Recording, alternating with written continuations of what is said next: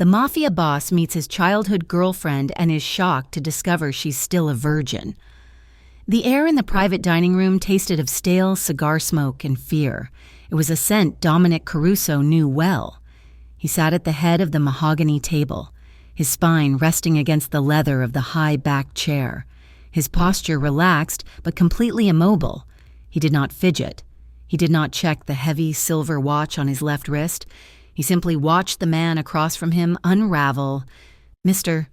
Henderson was a man who had borrowed too much money from the wrong people and then made the fatal mistake of trying to hide his assets. Now, he was sweating through his expensive Italian suit, his hands trembling as he reached for a glass of water that Dom knew he would likely spill. "I can have the money by next week," Henderson said, his voice cracking. "I just need a little more time. The liquidity is tied up in the offshore accounts, but the transfer is already pending. Please, Mr. Caruso." "Just 7 days." Dom looked at the man. He did not see a person. He saw a liability. He saw a ledger with red ink that needed to be balanced. When Dom spoke, his voice was low, a smooth baritone that carried no anger, only the crushing weight of absolute authority. "You said that 2 weeks ago," Dom said. "You said that last month. My patience is a resource, Mr. Henderson, and you have exhausted it. You have 48 hours to transfer $500,000 to the account my associate gave you. If the money is not there, we cease to be having a conversation, and we begin a different kind of interaction, one that involves your warehouse on 4th Street and a match." Henderson blanched, his face losing all color. 48 hours? Yes, absolutely. Thank you, Mr. Caruso. Thank you." Dom stood up. The movement was fluid, the grace of a predator that had no reason to rush. He buttoned his charcoal suit jacket, the fabric straining slightly across his broad shoulders. He nodded once to the 2 men standing by the door, his personal guards, reliable and silent as stones, and then turned his gaze back to the trembling man at the table. "Go home to your wife, Henderson," Dom said, his tone shifting, becoming softer, almost gentle. It was a terrifying contrast to the threat he had just issued. "I heard your daughter has a piano recital this weekend. Do not let this business ruin that for her. Fix it." He walked out of the room without looking back, the heavy oak doors closing behind him with a dull thud that sounded like the finality of a coffin lid. Outside, the city of Ravenshore was drowning in a cold, relentless rain. The neon signs reflected in the puddles on the asphalt, turning the streets into rivers of distorted light. Dom slid into the back of the black armored SUV waiting at the curb. The interior was warm, insulated from the noise of the city, a leather-bound cocoon of safety. "Where to, boss?" the driver asked. It was Marco, his lieutenant and one of the few men Dom trusted with his life. "Just drive," Dom said, loosening his tie. "Take the long way back to the estate. I need to clear my head." Marco nodded, and the car pulled away from the curb, merging seamlessly into the late-night traffic. Dom stared out the window, watching the city blur past. Ravenshore was his city. He owned the politicians, the docks, the unions, and the shadows in the alleyways. He had built an empire on violence, debts, and a code of loyalty that felt increasingly archaic in the modern world. He was 32 years old, wealthy beyond measure, and feared by men twice his age. Yet, as the car turned off the main avenue and the glittering skyline of downtown faded into the rearview mirror, a tightness began to coil in his chest. They were passing through the heights. It was a misnomer. There was nothing high about this neighborhood except the crime rate and the piles of uncollected trash on the corners. This was where he had grown up. The SUV rolled past rows of crumbling brick tenements, their fire escapes clinging to the walls like rusted skeletons. Dom felt his breath hitch. He loosened his tie further, unbuttoning the top of his pristine white shirt, but the feeling of suffocation remained. It was a familiar panic, a ghost that haunted him whenever he got too close to the wreckage of his past.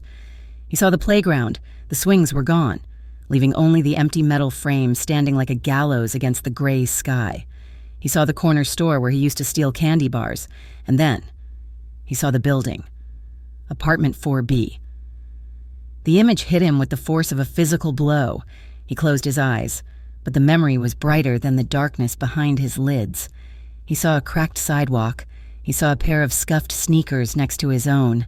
He heard a laugh that sounded like wind chimes in a storm. Lily Hart. The girl with the eyes the color of warm honey and a smile that could stop a war. They had been inseparable. They had planned a life together on the roof of that building, whispering promises into the smog-filled air while sirens wailed in the distance. He was going to be an architect. She was going to be a nurse. They were going to get out. But only one of them had gotten out the right way. Dom had been pulled into the family business at 18, a debt of blood he had to pay for his father. He had left in the middle of the night without a note, without a goodbye, tearing himself out of her life to save her from the darkness that was swallowing him. 14 years.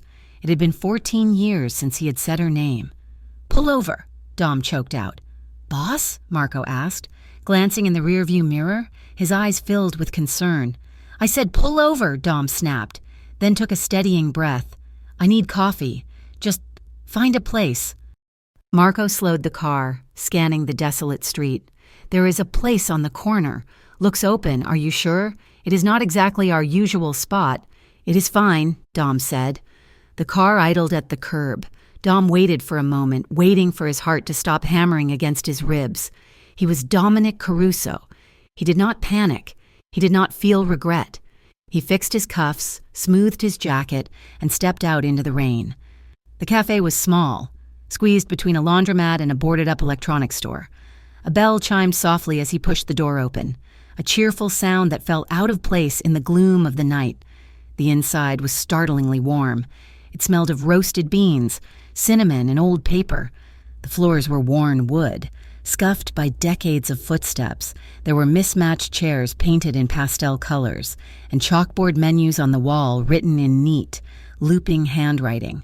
Soft, crackly pop music from the 90s played from speakers hidden somewhere in the ceiling. It felt like a time capsule. It felt like safety.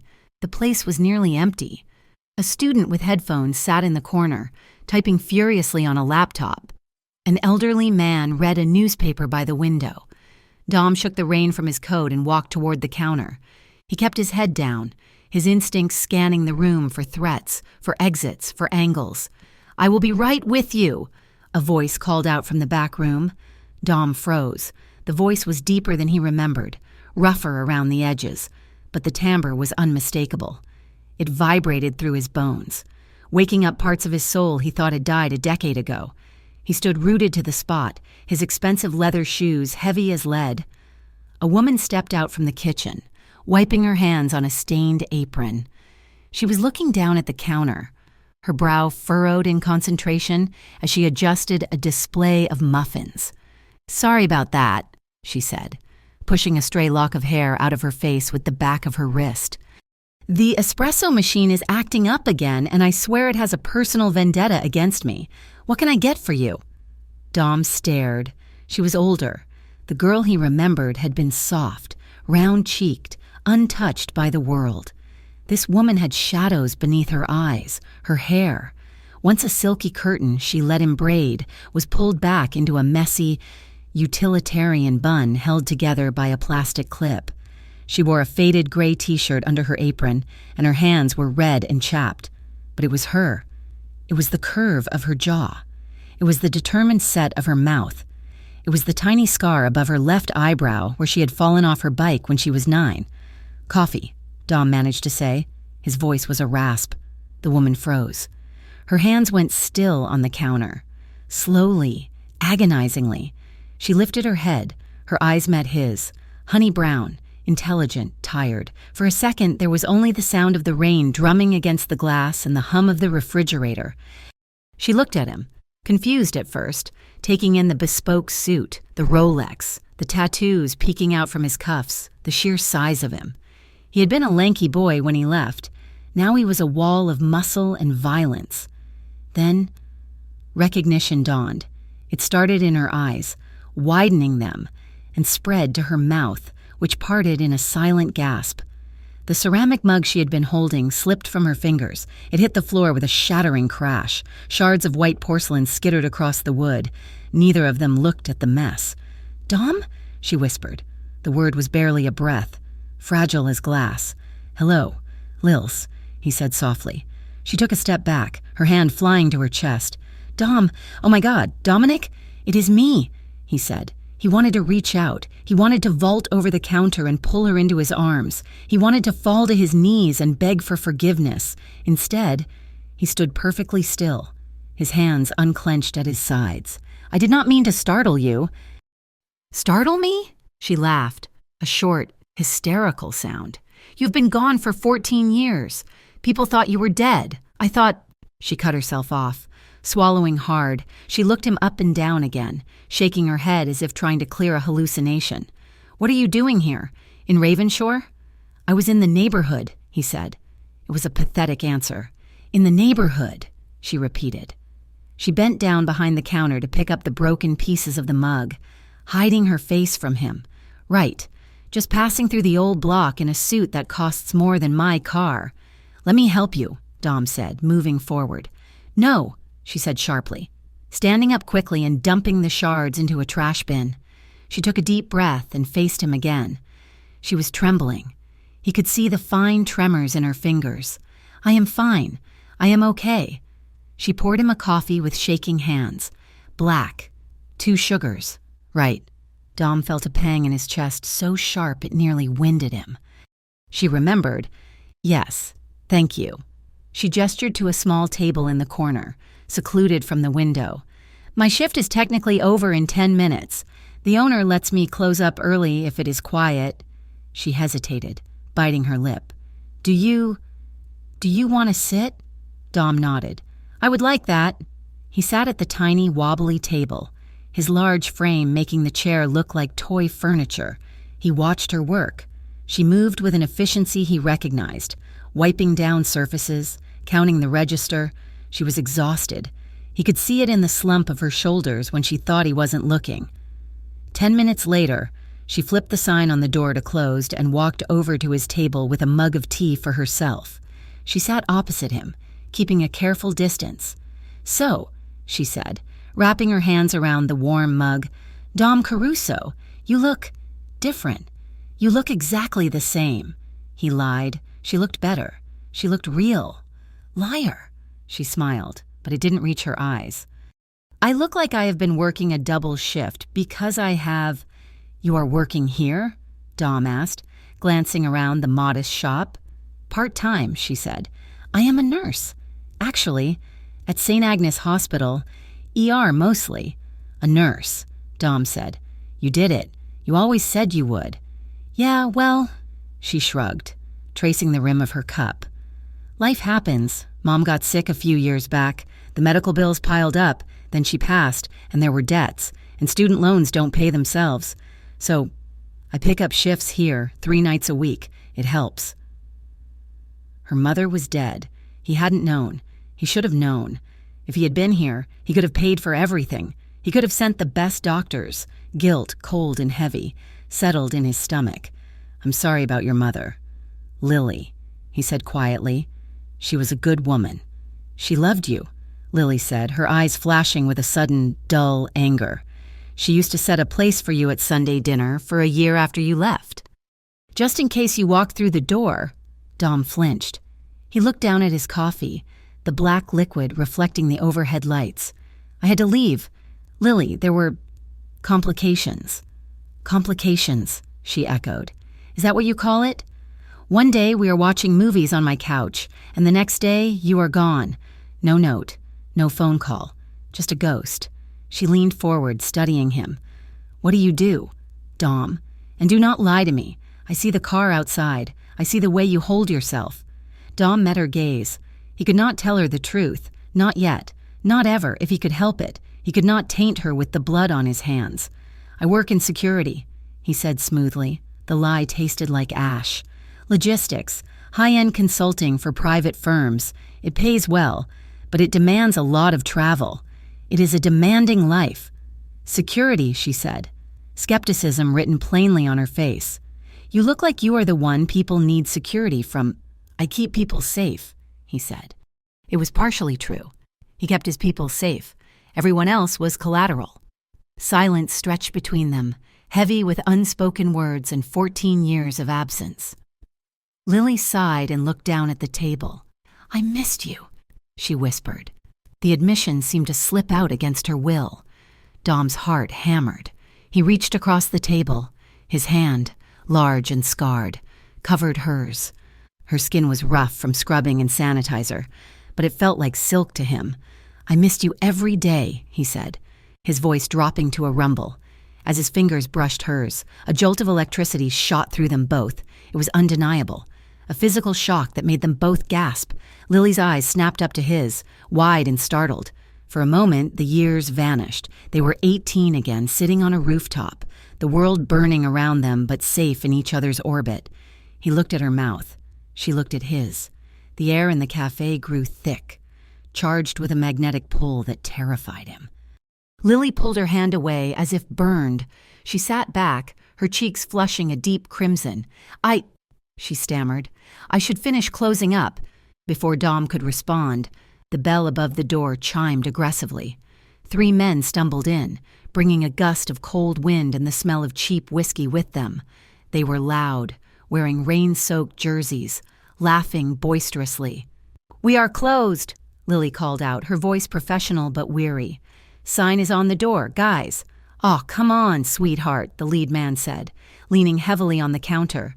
He was big, fleshy, with a face flushed from alcohol. Just 1 round of coffees to sober us up, or maybe you got something stronger in the back.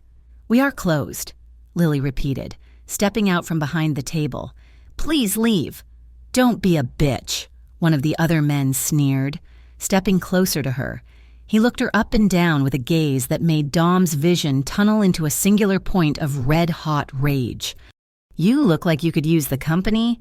Pretty little thing, like you working all alone.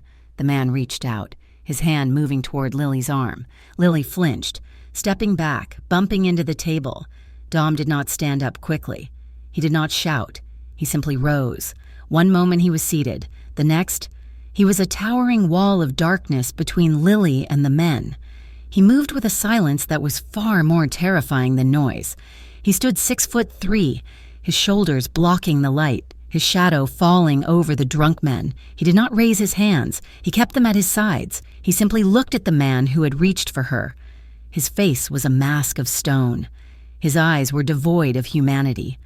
They were the eyes of a man who had ordered executions while eating dinner. The lady said she is closed, Dom said. His voice was not loud. It was a whisper. It was the sound of a glacier cracking. The drunk man blinked, looking up at Dom. He opened his mouth to make a smart remark, to posture, but the words died in his throat. Even through the haze of alcohol, the primal instinct of survival kicked in. The lizard brain recognized a predator. The air in the room dropped 10 degrees. Dom radiated a lethal promise.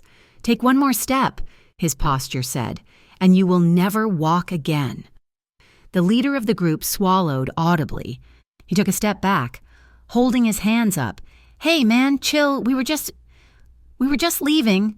Go, Dom said. 1 word, an imperative. Yeah, we're going.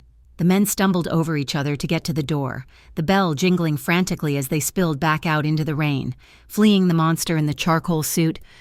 Dom watched them go until the taillights of their car disappeared. Only then did he turn back to Lily. The adrenaline faded, leaving a cold dread in its wake. He had shown her. He had shown her the monster. Lily was pressing herself against the counter, her eyes wide. She wasn't looking at him with gratitude. She was looking at him with unease. She had seen the shift. She had seen the violence coiled beneath his skin. Dom? She breathed. Who are you? He couldn't answer that. I should go, he said abruptly. He pulled a $100 bill from his pocket and placed it on the table, for the cup and the coffee. Dom, wait, she said, stepping forward as he buttoned his coat. He paused at the door, his hand on the brass handle. He turned to look at her one last time. She looked small in the empty cafe, surrounded by the shadows he had brought with him. He reached out. Unable to stop himself, with infinite gentleness, he tucked a stray strand of hair behind her ear. His thumb lingered for a heartbeat on her cheekbone, tracing the soft skin. He felt her pulse hammering against his fingertip. She trembled, but she didn't pull away. "I will see you soon, Lils," he whispered. "I promise. Dom." He didn't wait. He pushed the door open and stepped out into the rain. He walked straight to the waiting SUV, not looking back, because he knew if he looked back, he would never be able to leave. And he knew, with a terrifying certainty, that he was already planning his return. Lily stood in the center of the quiet cafe, her hand rising to touch the spot on her cheek where his thumb had rested. Her heart was racing so fast it made her dizzy.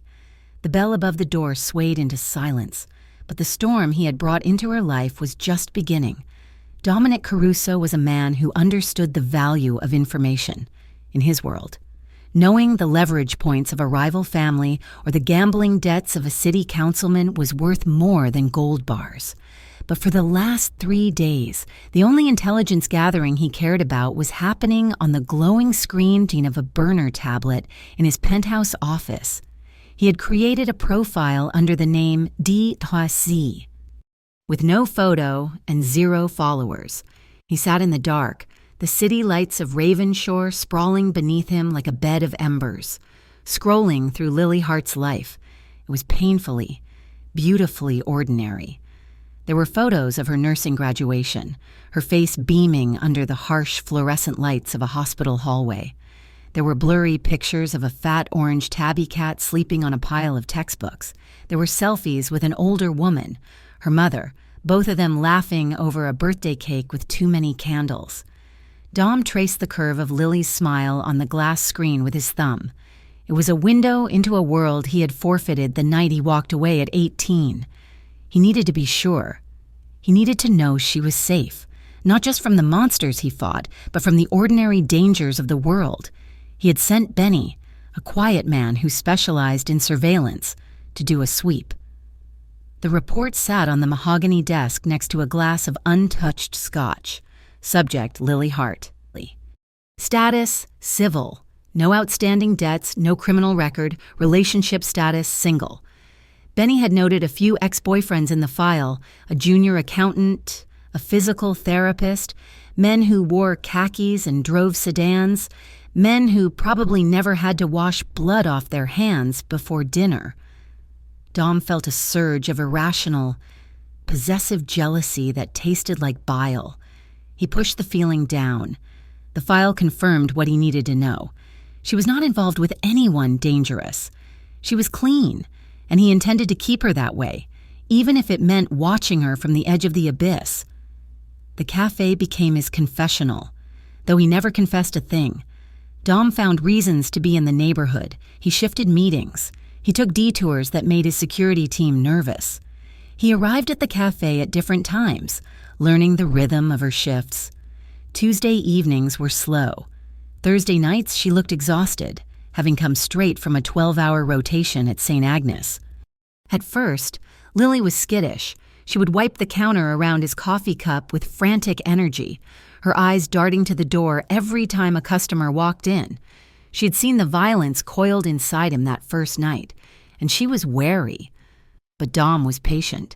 He treated her like a wild bird that would take flight if he moved too fast. He left the suit jackets in the car, rolling up the sleeves of his dress shirts to look slightly less imposing. Though the tattoos on his forearms still drew her gaze, he asked about the coffee. He asked about the music playing on the overhead speakers. Slowly, the tension broke. "You look terrible," Dom said, one Thursday night. It was late, and the cafe was empty save for the humming refrigerator. Lily laughed, a tired, genuine sound that made his chest ache. "Thank you. You really know how to charm a lady, Dom. I mean it," he said, leaning forward on the small table. "You look like you have been carrying the weight of the world." "Just 3 trauma cases and a shortage of staff," she said, leaning her hip against the table, a rag in her hand. "But I cannot complain. I am doing what I said I would do. Remember?" "I remember," Dom said softly. You used to wrap my knuckles in bandages when I got into fights at school. You said you needed the practice. You gave me plenty of practice, she teased, her eyes softening. Why did you fight so much back then, Dom? You never told me. Because I was angry, he said, the truth slipping out before he could catch it. And because I wanted to make sure no one ever looked at you the wrong way. Lily went still. The air between them shifted, heavy with the dust of old memories. She looked at him, searching his face. You left, Dom. You just disappeared. I waited for you on the roof for 3 nights. I know, he said, his voice rough. I am sorry, Lils. I had to go. If I had stayed, I would have dragged you down with me. And now? She asked quietly. Are you still dragging people down? Dom didn't answer. He took a sip of his black coffee, the bitterness grounding him. They stayed like that for a long time, the silence comfortable rather than awkward, 2 ghosts learning how to be solid again. The weather in Ravenshore turned on a dime. A week later, a torrential downpour battered the city, turning the streets into rivers of gray slush. The cafe was deserted. The owner had called Lily and told her to close up early if no one came in. Dom was there. Of course. He was always there. The heating system in the old building was rattling and failing to keep up with the drop in temperature. Lily was standing near the front door, locking the deadbolt, when a shiver raked through her body. She rubbed her arms, her thin cardigan offering no protection against the draft seeping through the cracks in the frame. You are freezing, Dom said. He was already moving. He shrugged off his jacket, a heavy, custom-tailored wool coat that cost more than her rent, and stepped into her personal space. The scent of him hit her first. Expensive leather, rain, and a woodsy cologne that smelled like a dark forest. Dom, I am fine, she protested, her teeth chattering slightly. You are turning blue, he said. He didn't ask for permission. He draped the coat over her shoulders. It was heavy and warm, retaining his body heat. It engulfed her, the sleeves hanging past her hands. Dom didn't step back. He stood close, his hands resting briefly on her upper arms to settle the coat. He was so tall. She had to tilt her head back to look him in the eye. The rain lashed against the glass door inches away. But in the small circle of space between them, it was quiet. She could feel the heat radiating off him. His hands were large, warm, and steady. For a second, he seemed to lean in, his gaze dropping to her lips. Lily's breath hitched in her throat. She felt a magnetic pull, a terrifying desire to lean forward and press her face into his chest. They laughed, a nervous, breathless sound that broke the spell. I look ridiculous, Lily said, pulling the lapels of the giant coat tighter around herself. You look warm, Dom corrected, though his eyes were dark, tracking the movement of her hands.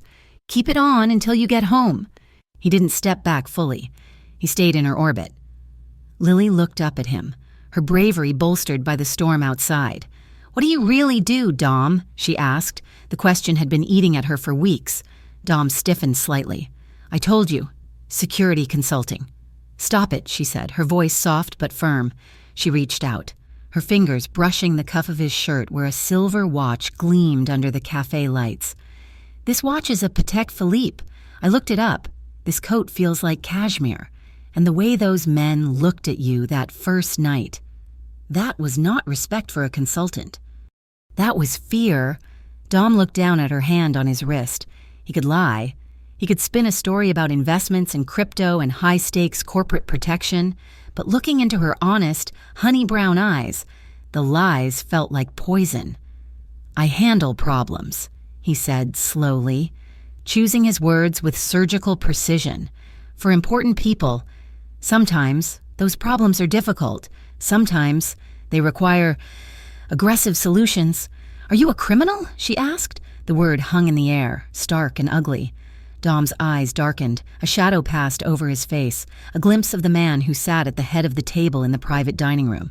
I do what is necessary to survive, Lily, and I do what is necessary to protect the people I care about. That is all you need to know. It was a warning and a confession wrapped in one. Lily shivered again, but not from the cold.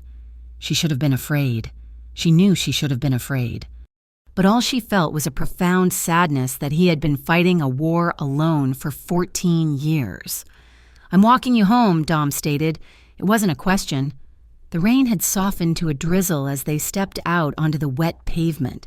Dom's black SUV was idling down the street, Marco watching from the driver's seat. But Dom waved him off with a subtle hand signal. He wanted to walk. They moved through the quiet streets, their footsteps echoing off the brick buildings. The city felt abandoned, washed clean by the storm. They didn't speak, but the silence wasn't empty. It was filled with the awareness of each other's presence.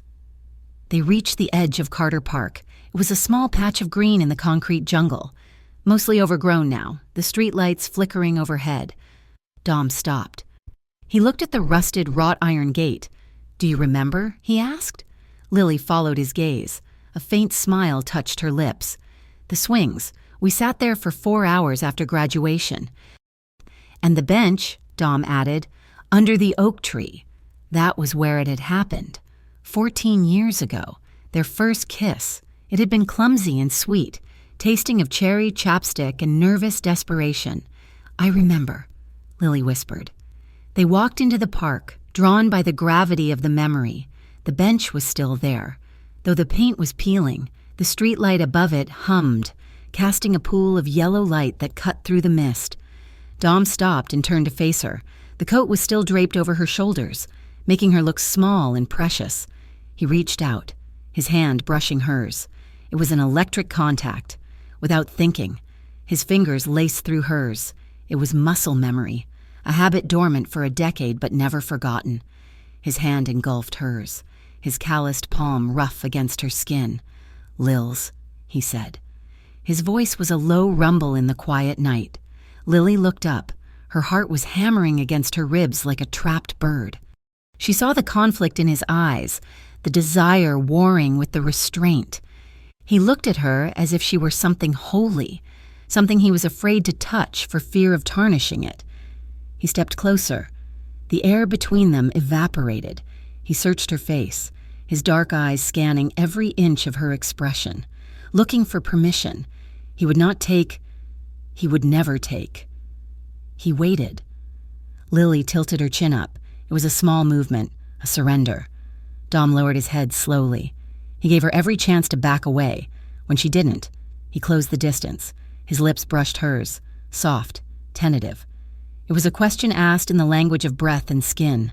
Lily let out a shaky exhale, her eyes fluttering shut. She leaned into him. The kiss deepened. It wasn't like the innocent peck from their teenage years. This was a man's kiss. It was heavy with years of longing.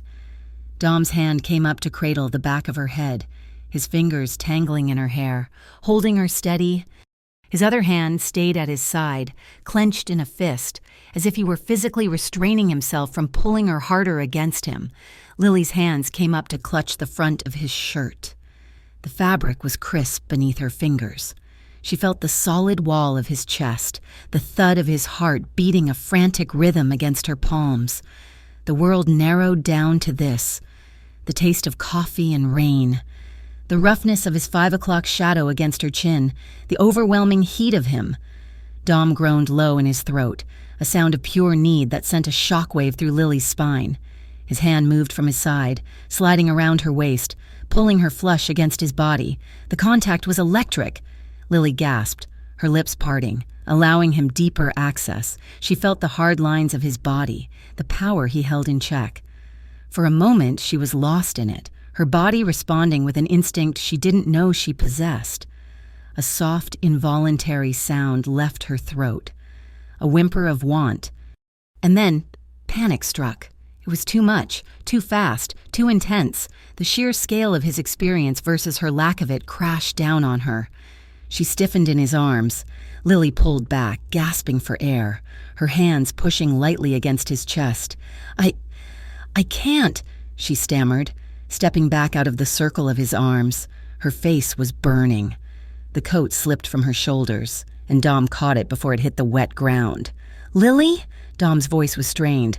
Breathless, he looked wrecked. His eyes were blown wide, his pupils dilated. "I am sorry," she said, wrapping her arms around herself. mortified. "I am sorry. Dom, I am overreacting. I don't really know how to do this." Dom blinked, the haze of passion clearing slowly. He saw the fear in her eyes, the way she was retreating into herself. He took a deep breath, forcing his heart rate to slow, forcing the predator back into its cage. "Hey," he said gently. He held up a hand, palm open. "It is okay. Breathe." "I feel stupid," she muttered, looking at the ground. "I'm a 32-year-old woman, and I panicked." Dom let out a short, rough chuckle. It was a forced sound, designed to break the tension. "If it makes you feel any better," I felt like I was 16 again. I was about 2 seconds away from tripping over my own feet. Lily looked up, a small, grateful smile tugging at the corner of her mouth. "You're lying."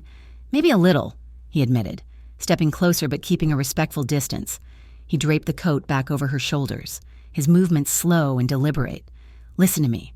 Lils, we are not rushing this. I'm not going anywhere.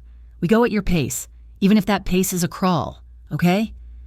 Internally, Dom was reeling.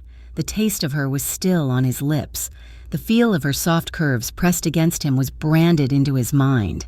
He wanted her with a ferocity that scared him. But seeing her shake, seeing that flash of vulnerability, he realized how fragile she was. He was a sledgehammer, and she was glass. If he wasn't careful, he would shatter her. They began walking again toward her apartment building, the silence now filled with a different kind of tension. "It is not that I don't want to," Lily said quietly after a block. She was staring straight ahead. "I have dated. I told you. There were a few guys." "I know," Dom said.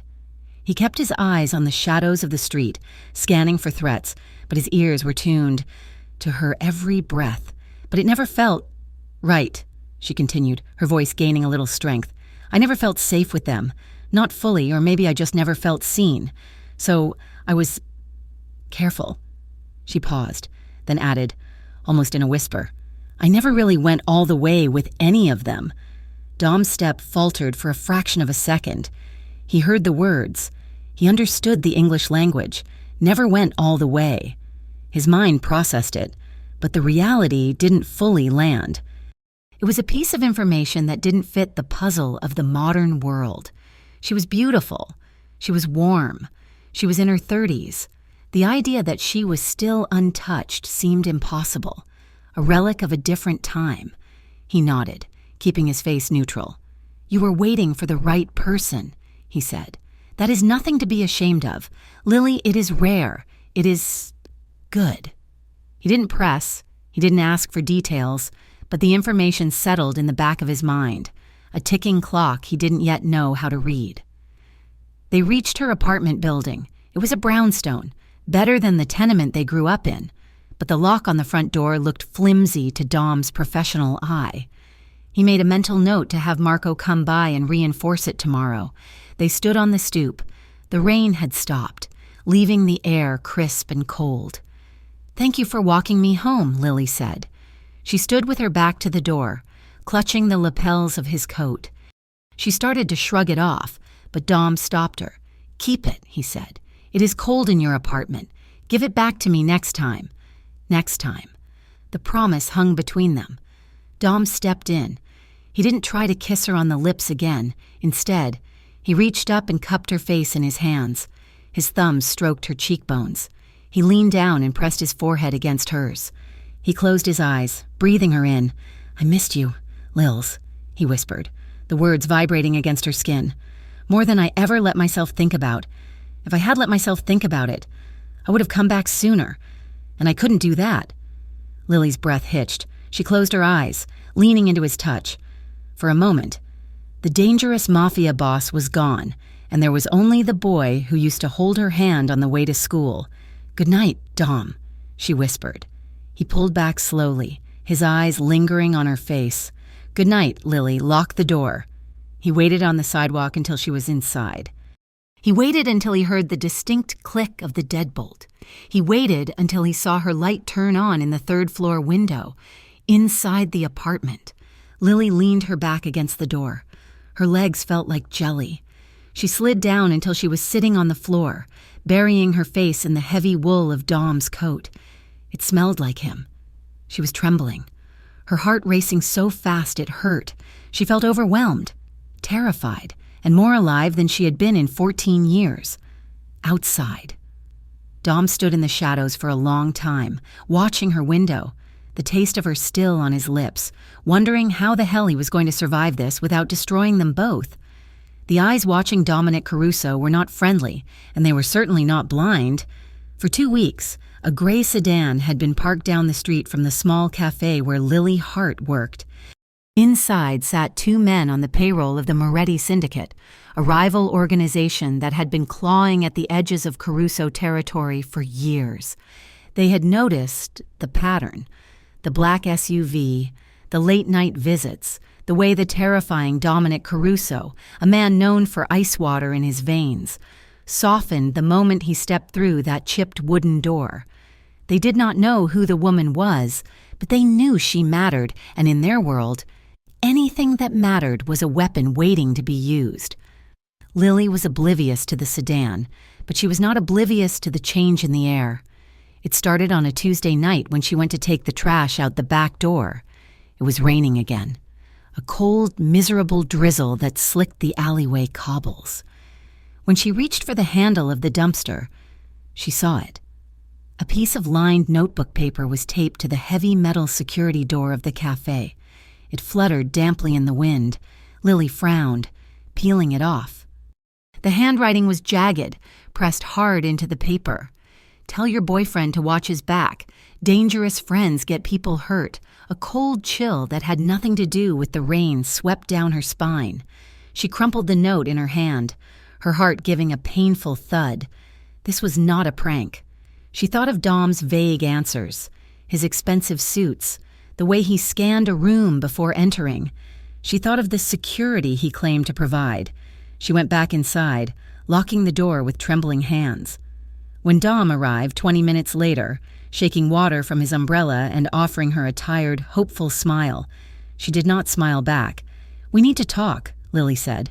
Her voice was steady, but her hands were gripping a dish rag so tightly her knuckles were white. Dom paused, his smile fading instantly. He sensed the shift in the atmosphere. He walked to the counter, his movements slow and deliberate. "What happened?" Lily slapped the crumpled note onto the counter between them. "I found this on the back door. Explain it to me, Dom, and do not dare tell me it is just business." Dom read the note. His face did not change, but his eyes turned into black flint. He did not touch the paper. He knew better than to leave prints on evidence, a habit born of a lifetime in the shadows. "I will handle this," Dom said, his voice dropping an octave. "It is nothing you need to worry about. Nothing I need to worry about." Lily laughed, a sharp, incredulous sound. "Dom, someone taped a threat to my workplace. They know you come here. They know whatever we are, I am a nurse. Dom, I save lives. I do not get involved in whatever dark world you are running from. But now, it is at my door." She leaned over the counter, her eyes pleading. "Tell me the truth. No more consultants. No more logistics. Who are you?" Dom looked at her. He saw the fear she was trying to hide, and he saw the resolve.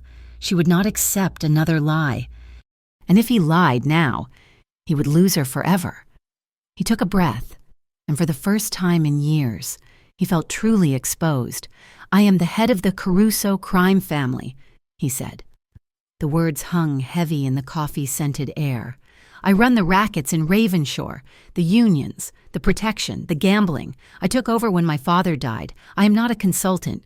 Lily, I am the boss." Lily stared at him. She opened her mouth, but no sound came out. She looked at the man she had kissed in the park, the boy who used to share his lunch with her. She tried to reconcile him with the stories she heard in the ER, stories of men coming in with shattered kneecaps, of bodies found in the harbor. "You," she whispered. "You are one of them? The people who make the city bleed?" "I keep order," Dom said, stepping closer, desperate to make her understand. "It is a business, a violent one. Yes, but I keep the worst of it away from people like you." "People like me?" Lily stepped back, knocking into the espresso machine. "You just brought it right to me. You lied to me for weeks." "I wanted to protect you," Dom said. "I wanted one thing in my life that was clean.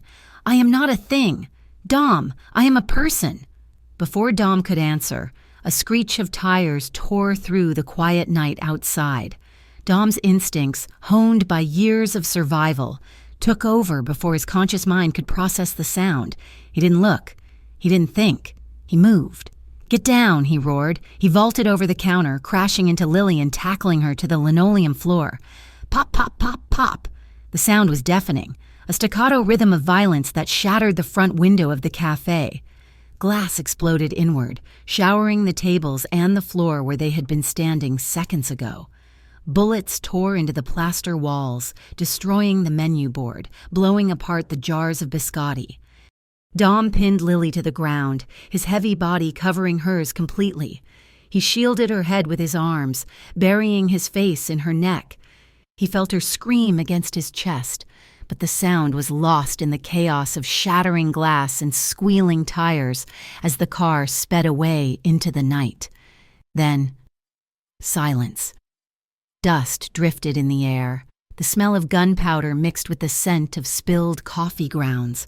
"Stay down," Dom hissed into her ear. His voice was tight, controlled, terrifying. "Do not move." He waited 10 seconds, 20. When no further shots came, he lifted his head slightly, scanning the ruined cafe. His car outside had been riddled with holes, the windshield a spiderweb of cracks. It was a message, a drive-by meant to rattle, not necessarily to kill, but the difference was measured in inches. He looked down at Lily. She was shaking violently, her eyes wide and unseeing, her breath coming in short, gasping sobs. "Lily," he said, his voice turning gentle. He brushed a shard of glass from her hair. "Lily, look at me. Are you hit? Does anything hurt?" She shook her head, clutching his lapels. They shot at us." "I know," Dom said. He pulled her up, checking her quickly for injuries. She was unharmed, just terrified. A cold rage settled in his gut, a fury so profound it threatened to black out his vision. The Morettis had crossed the line. They had brought war to her doorstep.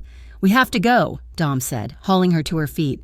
"You cannot stay here. You cannot go to your apartment." "My mom," Lily gasped. "Dom, my mom's ashes are in my apartment. My cat." "My men will get the cat," Dom promised, guiding her toward the back exit, away from the exposed front window. "Marco will handle everything, but right now, you are coming with me. I am not asking. Lily, you are not safe out here." She didn't fight him. The fight had been drained out of her by the gunfire. She let him lead her out into the wet alley, where his backup security team was already screeching to a halt in a second armored vehicle. The penthouse was a fortress in the sky, located on the top floor of the Caruso Omni building downtown. It was all steel, glass, and cold modern art. It was impressive, expensive, and completely devoid of warmth. Lily stood in the center of the living room, hugging her arms around herself. She was wearing one of Dom's spare hoodies, having left her coat in the ruined cafe. "This is temporary," Dom said, locking the heavy steel door behind them. He punched a code into a security panel, engaging a system that cost more than most houses. "Until I neutralize the threat. Until I know the Morettis are done." "Neutralize," Lily repeated dully. "You mean kill?" Dom didn't answer. He walked to the kitchen island and poured a glass of water, sliding it across the marble countertop toward her. "Drink. You are in shock." "I want to go home," she said, her voice cracking. "You can't," Dom said.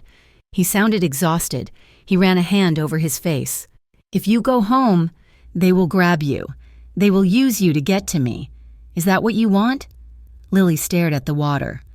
"I want my life back. Dom. The life where I didn't know what gunshots sounded like inside a coffee shop." "I know," Dom said softly. "I am sorry." The apology felt inadequate, but it was all he had. For the next 3 days, they lived in a strange, suspended reality. Forced proximity stripped away the polite layers they had built up in the cafe. Lily saw the reality of his life. She saw the multiple phones he juggled, the hushed conversations in the study where he ordered men to move, to strike, to defend. She saw the gun he took off every night and placed on the nightstand, a sleek, black pistol that seemed to stare at her. But she also saw the other side. She saw him cooking pasta at 2 in the morning because neither of them could sleep. He moved around the kitchen with practiced ease, chopping garlic and simmering sauce, insisting that jarred sauce was a crime against humanity. "My grandmother taught me," he said, handing her a bowl. "She said a man who cannot feed himself is useless." She saw the way he double-checked every lock, not out of paranoia, but out of a deep, driving need to keep her safe. She found a blanket folded neatly on the sofa for her when she fell asleep reading, tucked around her shoulders by phantom hands. She saw the conflict in him. The man who ordered violence was also the man who carefully washed her coffee mug and left it drying on the rack. On the 4th evening, the pressure finally broke. Lily had insisted on going to work. Dom had arranged a security detail so heavy she felt like a prisoner, with guards posted at every hospital exit. It had been a brutal shift, a car accident involving a family, the kind of tragedy that leaves marks on the soul. She came back to the penthouse drained, smelling of antiseptic and sorrow. Dom was in the kitchen pouring wine. He looked up as she entered, his face tight. "Marco tells me you tried to slip the detail in the parking lot," he said. His tone was sharp. "That was foolish. Lily, I wanted 5 minutes of fresh air," Lily snapped, throwing her bag onto the counter. "I wanted to walk to the deli without a gorilla in a suit breathing down my neck. I am suffocating. Dom." "Suffocating is better than bleeding out in a van," Dom shot back, setting the bottle down hard. "You do not understand these people. They are wolves." "And what are you?" Lily cried, tears suddenly spilling over. The stress of the shooting, the fear, the exhaustion, and the heartbreak of the hospital shift all crashed down at once. "You are just a bigger wolf. I hate this. I hate that I am scared all the time. I hate that I look at you and I see the boy I loved and the monster everyone fears. And I don't know which one is real." She buried her face in her hands, sobbing.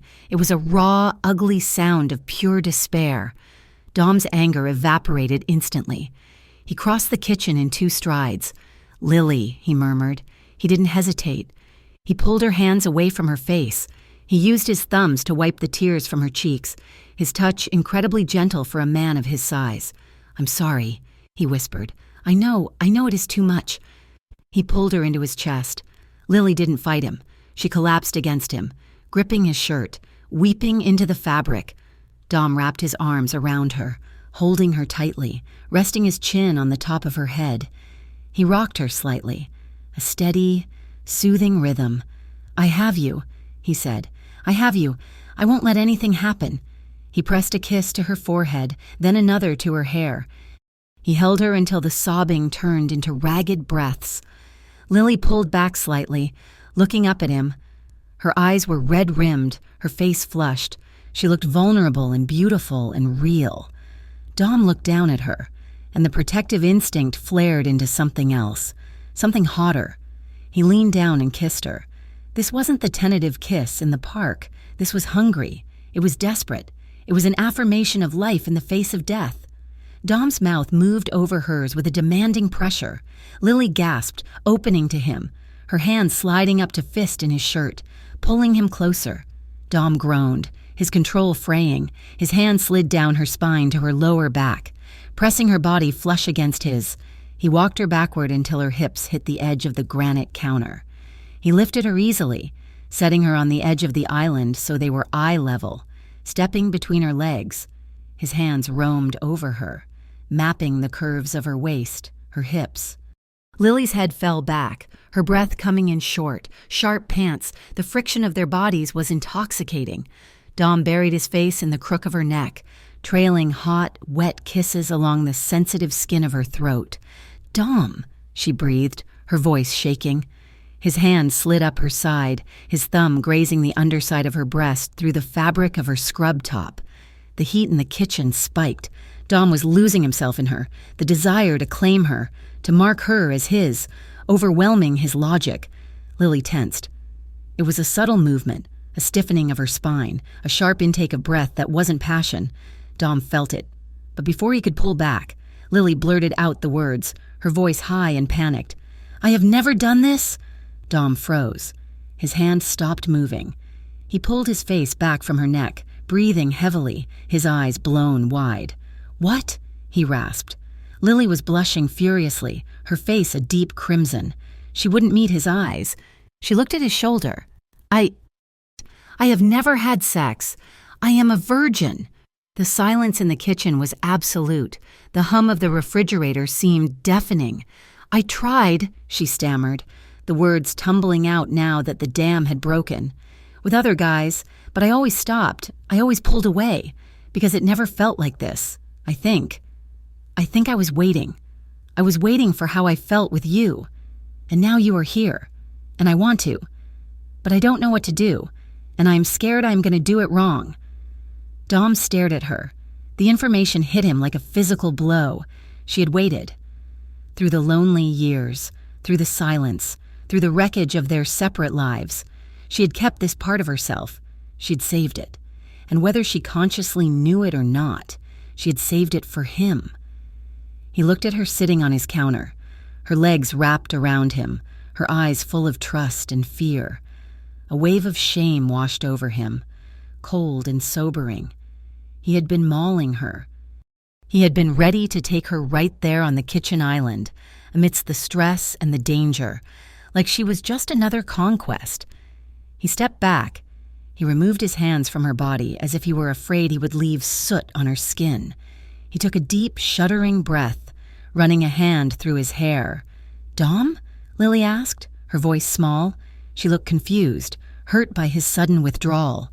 Is that wrong? Does that matter?" "Matter?" Dom repeated. His voice was rough, sounding like gravel.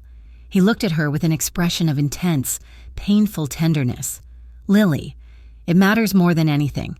He stepped forward again, but this time he didn't touch her body. He reached up and cupped her face with both hands, his thumbs stroking her cheekbones. "I am sorry," he said softly. "I was rushing you. He shook his head, unable to finish the thought. "You are incredible. Do you understand that? You are incredible." "I feel inexperienced," she whispered. "No," Dom said firmly. He looked deep into her eyes. "You are precious. You are too precious to ruin in a moment of heat in a kitchen because we had a bad day." "I wouldn't be ruined," she argued weakly. "I would ruin it," Dom said. "I want your first time to be perfect, or as close to it as I can give you. Not like this. Not with my men standing outside the door and a gun on the nightstand." He leaned his forehead against hers. "I promise you, Lily, I will never take more than you offer. And when we finally do this, it is going to be because we are safe and because you are ready, really ready." Lily felt a fluttering warmth in her chest that chased away the fear. She looked at this dangerous man, this mafia boss who could break bones without blinking, and saw the reverence in his eyes. He was treating her like a rare, fragile treasure. She nodded, tears pricking her eyes again.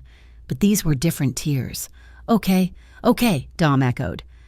He kissed her forehead one last time, a seal on a promise. "Now, let me make you some tea. You are shaking." He lifted her down from the counter, his hands lingering on her waist for just a second longer than necessary, before he turned away to fill the kettle. Lily watched him, her heart full, knowing that in the middle of a war, she had just found the safest place on earth. The morning sun that cut through the floor-to-ceiling windows of the penthouse felt cold, offering no warmth to the tension that filled the room. Dominic Caruso stood by the glass, staring down at the city of Ravenshore. From this height, the people looked like ants, their lives small and insignificant, but inside the apartment, the air was thick enough to choke on. Dom had not slept. He had spent the night pacing the length of his study, his mind a battlefield. The revelation from the night before, Lily's admission that she was still a virgin, had rewired every circuit in his brain. It was not just a fact, it was a weight. In his world, innocence was a currency that was usually stolen or destroyed. The fact that Lily had guarded hers, keeping it safe through years of loneliness, made her seem almost sacred to him. And that terrified him. He turned as the heavy oak door creaked open. Marco, his lieutenant and oldest friend, stepped in, holding 2 cups of black coffee. Marco looked tired, his tie loosened, a sheen of exhaustion on his face. "The perimeter is secure, boss," Marco said, setting the cups on the mahogany desk. "We have double shifts on the elevator and the stairwell. A mouse could not get in here without us knowing." "Good," Dom said, his voice rough. He picked up the coffee but did not drink. Marco watched him carefully. "You look like hell." "Dom, did you sleep at all?" "No. Is it the Morettis?" Marco asked, leaning against the door frame. "Or is it the girl?" Dom looked at the dark liquid in his cup. "She is different, Marco." "I knew she would be. I remembered her as the girl who cried when she found a wounded bird. But this—" He paused, searching for the words. "She has never been with a man.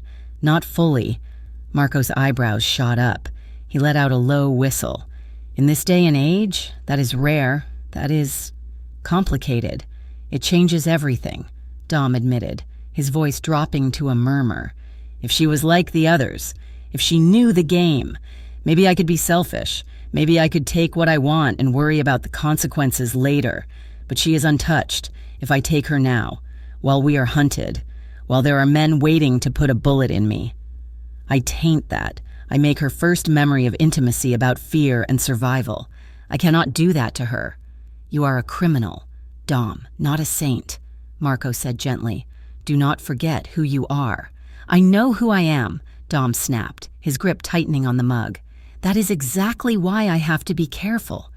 I destroy things, Marco. I do not want to destroy her." In the guest bedroom down the hall, Lily sat on the edge of the bed, staring at her reflection in the vanity mirror. She looked the same brown eyes, same messy hair, but she felt like a stranger to herself. The confession in the kitchen hung over her like a storm cloud. She felt a bizarre mix of pride and mortification. For years, she had told herself that waiting was a choice, a standard she held for herself. She wanted connection, not just friction. But now, in the harsh light of day, living in the penthouse of a mafia boss, it felt like a badge of naivety. Did Dom see her as a child? Was that why he had stopped? She replayed the scene in her head, the way he had pulled back, the look of shock in his eyes. Maybe he saw her as a burden now, something fragile that he had to tiptoe around. The thought made her stomach twist. She was a trauma nurse. She had held people's hands while they died. She was strong, but here, in his world, she felt small and woefully unprepared. She walked out into the living room, wrapping her arms around herself. The penthouse was silent, vast and lonely. She wanted to talk to him, to bridge the gap, but every time she saw him, he was on his phone, or whispering to Marco, or checking the tablet that monitored the security feeds.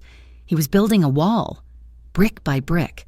Her phone buzzed in her pocket, shattering the silence. Lily jumped, her heart hammering. She pulled it out and saw her mother's name on the screen. "Mom," she answered, trying to keep her voice steady. "Is everything okay?" "Lily?" Her mother's voice was thin, trembling with anxiety. "Lily, there are men outside the building, the old apartment." Lily went cold. "What men? What do you mean?" "They are sitting in a gray car," her mother whispered. "Mrs.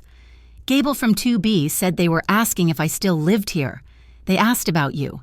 They asked about Dominic." "Lily, what is going on? Why are people asking about Dominic Caruso?" Panic, hot and blinding, surged through Lily. "Mom, listen to me. Do not open the door. Do not go near the window." "Lily, you are scaring me." "I am coming," Lily said, her voice rising. "I am going to get you." She hung up and spun around, nearly colliding with Dom, who had just walked out of his study. He saw the look on her face, the terror, the pallor, and was instantly alert. "What is it?" he demanded.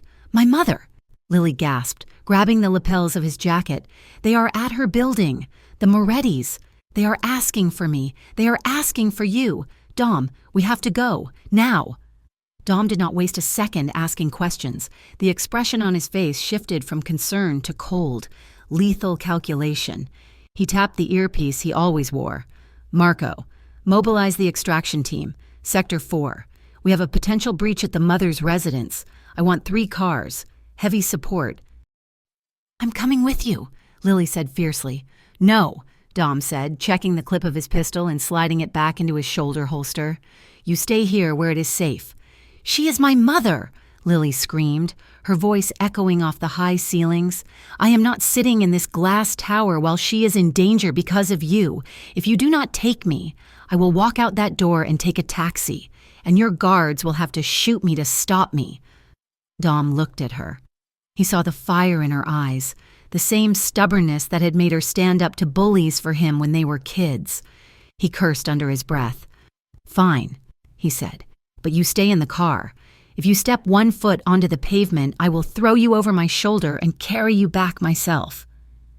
The ride to the old neighborhood was a blur of speed and silence. Lily sat in the back of the armored SUV, watching Dom work. He was terrifyingly efficient. He barked orders into his comms, directing units to block off streets, to secure the perimeter, to sweep the building. When they arrived, the street was already swarming with Dom's men. They wore dark suits and earpieces, moving with the synchronized precision of a military unit. They didn't look like people. They looked like weapons. Lily watched through the tinted glass as 2 large men escorted her mother out of the building. Her mother looked small and frail, clutching her purse, her eyes wide with confusion and fear as she was hurried into a waiting sedan. "She is safe," Dom said, his voice void of emotion. "We are moving her to a secure facility upstate. She will be watched 24/7. "Secure facility," Lily repeated, her voice hollow. She looked at the men with their guns and their cold stares. She looked at Dom, who was directing a man to check the alleyway. "You treat people like packages. Dom, you just move them around on a board." "I keep them alive," Dom said, turning to face her. "That is the only metric that matters today." "Is it?" Lily asked, her voice trembling with anger. "Look at this. Look at what you brought to my mother's doorstep. You brought a war to an old woman who barely scrapes by on Social Security. This is your life.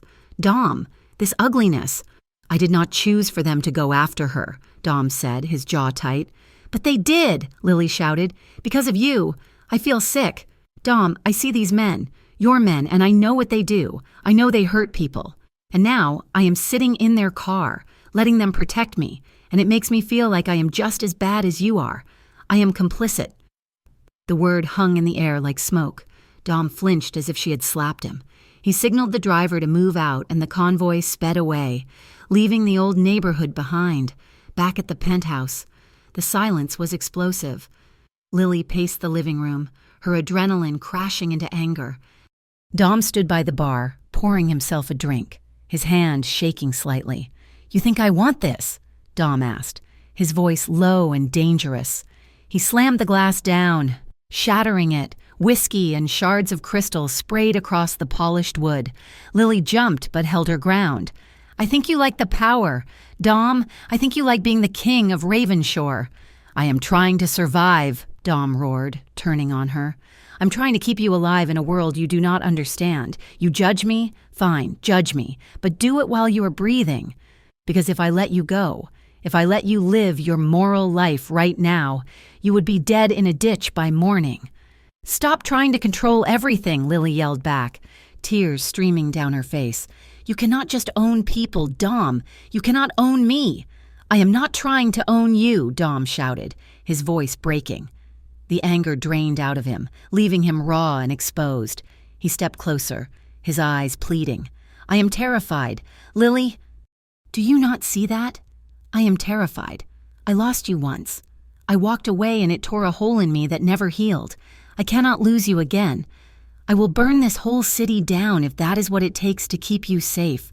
Call it control. Call it evil. I do not care, as long as you are safe." The confession hung between them, vibrating in the air. Lily stared at him. She saw the monster. Yes, but she also saw the boy. She saw the desperation in his dark eyes, the love that was twisted up with the violence.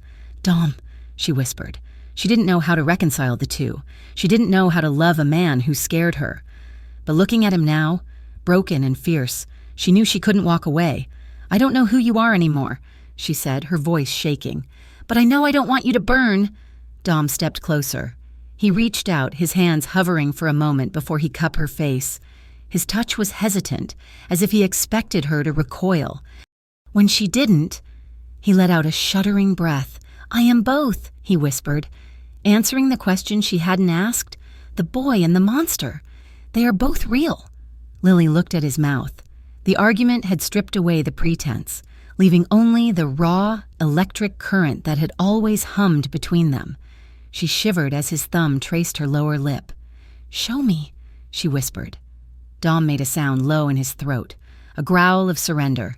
He leaned in, kissing her. It wasn't gentle. It wasn't polite. It was a collision. He kissed her as if he were memorizing the shape of her mouth, his lips moving over hers with a slow, deliberate intensity that made her knees weak. Lily's hands flew up to his chest, gripping the fabric of his shirt. She needed an anchor. He was the storm and the anchor all at once. He pulled her closer, his hands splayed at her waist. He didn't move them higher or lower. He held her there, grounding her, while his mouth devoured hers. Lily felt a fire ignite in her belly, a heat she had never known. She wanted more. She needed to feel him, all of him, to blot out the fear and the confusion. She slid her hands up his chest, over his shoulders, and wrapped them around his neck, her fingers tangling in his dark hair. She pulled him down, deepening the kiss, silently asking for everything he was holding back. Dom responded instantly. His control snapped. He walked her backward, his steps heavy and sure, until the back of her knees hit the plush velvet couch. Lily sank down, pulling him with her. Dom followed, looming over her, bracing his weight on his forearms on either side of her head so he wouldn't crush her. He looked down at her, his eyes black with desire, his breathing ragged.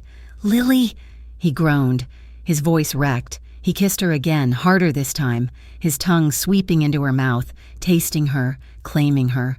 Lily arched her back, her body instinctively seeking his. She felt the heavy weight of his hips against hers, the hard ridge of his desire pressing against her thigh. It was overwhelming, intoxicating, and terrifyingly real. Her hands roamed over his back, feeling the muscles bunch and shift under his shirt. The world outside, the Morettis, the guns, the danger faded away. There was only this. There was only Dom. Lily felt a shift in her own body, a softening, an opening. Her legs parted slightly, an instinctive, ancient invitation. She wanted him closer. She wanted the friction to disappear. Dom froze. The movement was subtle, but to him, it was a thunderclap. He felt her legs shift. He felt the invitation. He stopped kissing her. He held himself perfectly still, his body hovering over hers, his chest heaving as he fought for air. His heart was pounding so hard it felt like it would crack his ribs. He looked down at her. Her lips were swollen, her eyes hazy with passion. Her hair fanned out like a halo on the cushions. She was beautiful. She was willing. She was everything he had ever wanted, and that was why he couldn't do it. His hands were shaking as he pushed himself up. His pupils were dilated, swallowing the iris. Every cell in his body screamed at him to take her, to finish what they started, to bury himself in her warmth and forget the cold world outside. But the image of the men with guns, the fear in her eyes earlier that day, the reality of the war he was fighting, it all crashed in. "I can't," he rasped. His voice sounded like it was being torn out of his throat. He pulled away, stumbling back from the couch as if he had been burned. He turned his back to her, gripping the edge of the mantelpiece, his knuckles white. "Dom?" Lily whispered. She lay on the couch, confused, her body aching with unfulfilled need. She felt a flush of shame creep up her neck. What did I do?" "Nothing," Dom choked out. "You did nothing." "Then why did you stop?" She sat up, adjusting her shirt, feeling exposed and foolish. Is it because I don't know what I'm doing? Is it because I'm awkward?" "No!" Dom spun around, his eyes wild.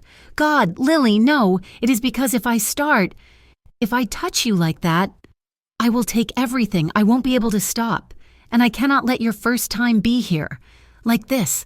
He gestured vaguely at the room, at the boarded-up windows, at the tension that vibrated in the walls. "I cannot live with myself if I make you mine while death is waiting outside the door," he said. "It is not right. You deserve better than a quick fuck on a couch in a safe house." The words were meant to be noble, but to Lily, raw and vulnerable, they felt like a rejection. She heard quick fuck. She heard not right. She felt the sting of his restraint as a judgment on her desirability.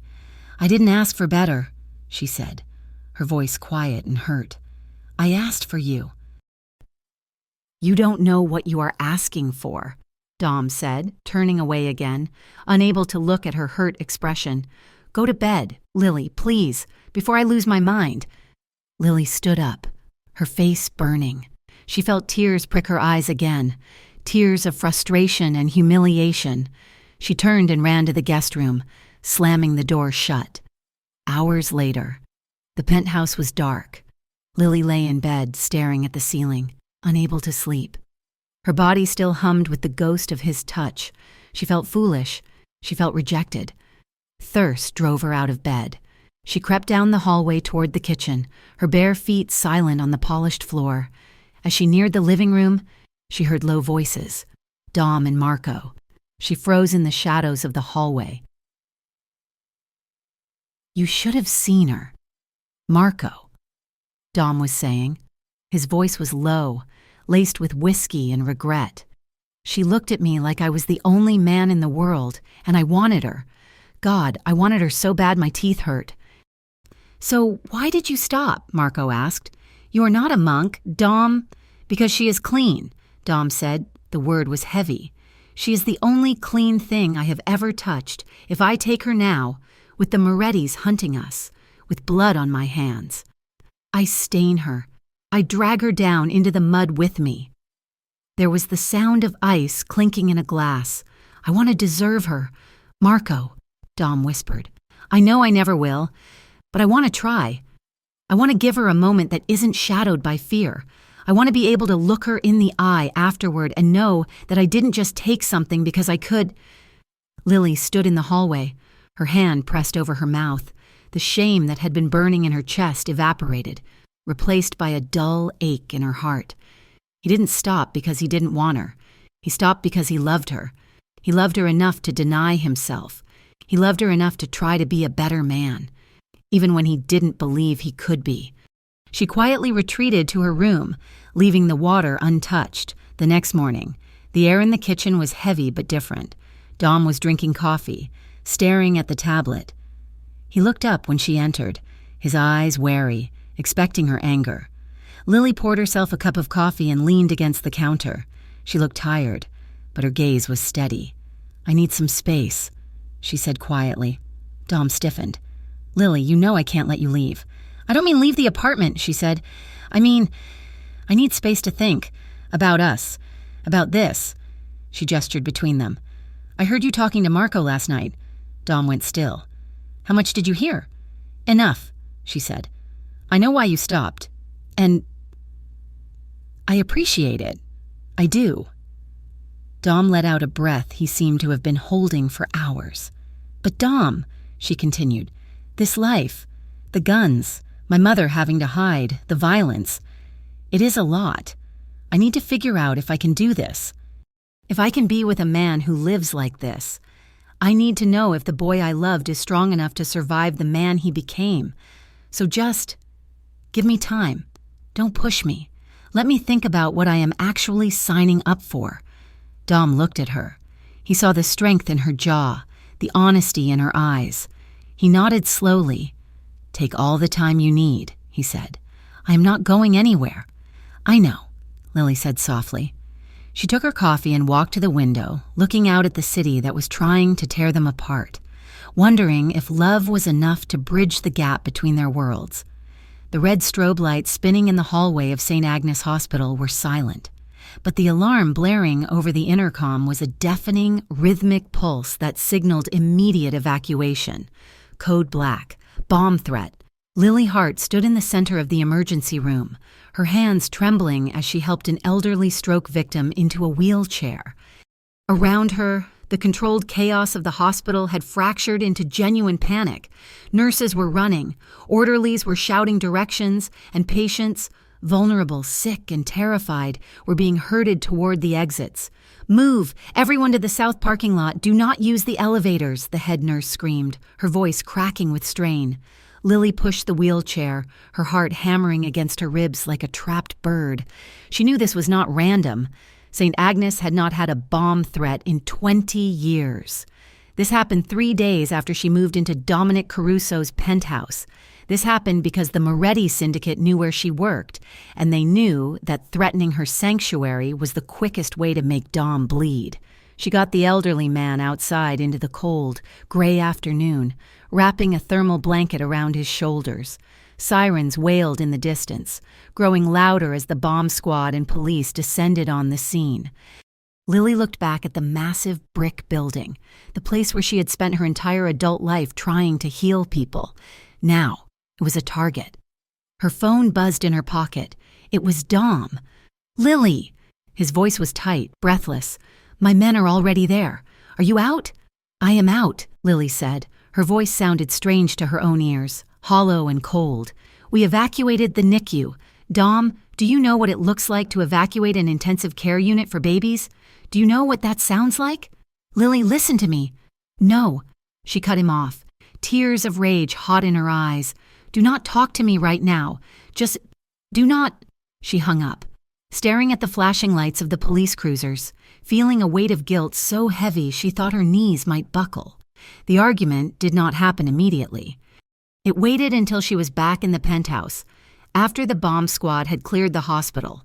It was a hoax, a dummy device left in a trash can to cause terror, and she had been driven back to the fortress in the sky by 3 armed guards.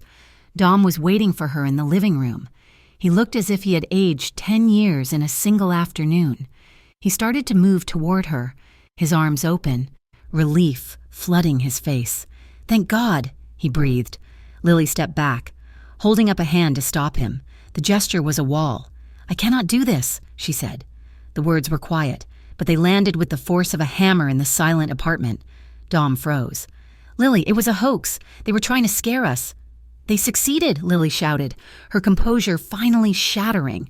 She threw her bag onto the floor. "They scared an entire hospital. Dom, my friends, my patients, innocent people who have nothing to do with your wars or your territory or your pride. They are in danger because of me. Because I am with you.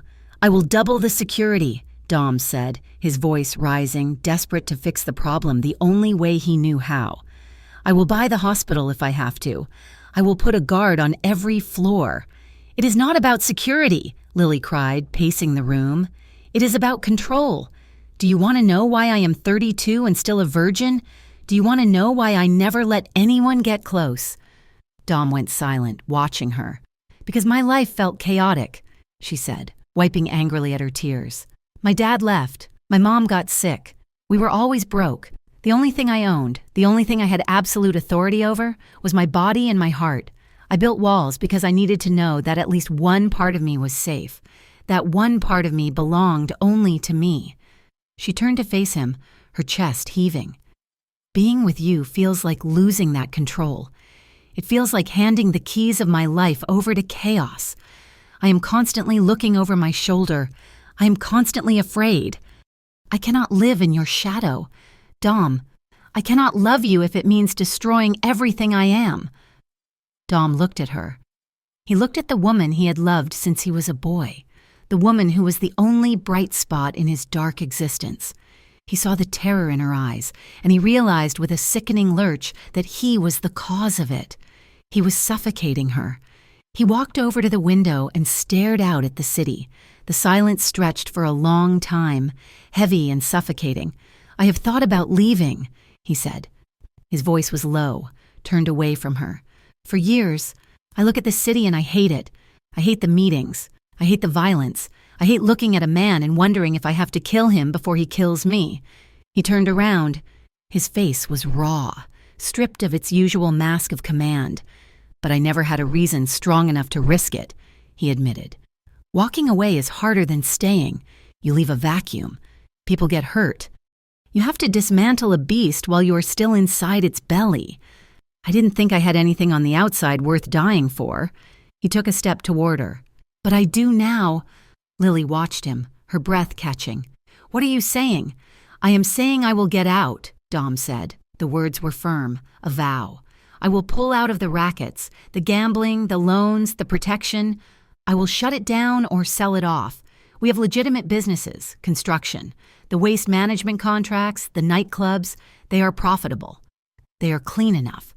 I will pivot everything. I will turn the Caruso family into a corporation, and I will dissolve the rest. Lily looked at him skeptically. You can just do that? It will be dangerous, Dom said honestly. The Morettis will see it as weakness. My own captains might revolt, but I have enough money to buy loyalty and enough leverage to bury my enemies if I have to. I can do it. For you. Lily looked at him. She wanted to believe him. God, she wanted to believe him. But the image of the hospital evacuation was still burned into her retinas. Love isn't enough, Dom, she said plainly. Her voice was steady now, finding a new kind of strength. I need proof. I need to see you actually doing it, because I am telling you right now, I will not share a bed with a man who orders hits by phone between kisses. I won't do it. I won't give myself to a ghost. The line hit Dom like a physical punch. It was brutal. It was unyielding. And it was exactly what he needed to hear. Understood, Dom said. He straightened his spine, a new resolve hardening his features. You want proof? I will give you proof. The next 2 weeks were a blur of activity, but not the kind Lily was used to seeing. The penthouse transformed into a war room, but instead of soldiers, it was filled with lawyers in expensive suits and forensic accountants with thick glasses. Dom was up at 5 every morning.